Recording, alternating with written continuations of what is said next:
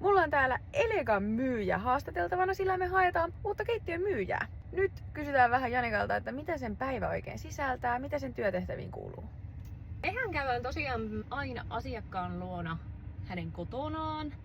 Suunnittelu on paljon helpompaa. Lähdetään siellä aina katsoa, että mikä tilanne, mitä asiakas haluaa uudistaa. Katsotaan kaikki värit, materiaalit, ideat, suunnitelmat valmiiksi. Laskeskellaan hinta ihan eurolleen. Miten nämä kaupat syntyy? Tuleeko nämä sulle niinku itsestään vai hommaat sä ne itse? Suuri osa meidän asiakaskäynneistä tulee kyllä valmiina. Ei välttämättä tarvi itse hommata, mutta ei siitä kyllä mitään haittaakaan oo.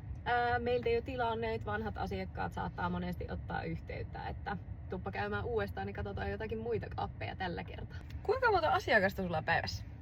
Pääsääntöisesti semmonen 2-3. Sillä saa kyllä ihan täyden päivän aikaa.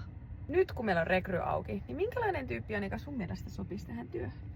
Täytyy olla reipas, oma-aloitteinen, kaikki nämä peruskliseet, mutta pitää omata myös hyvää taikkaa, hyvin huono huumori, että pärjää meidän työporukassa.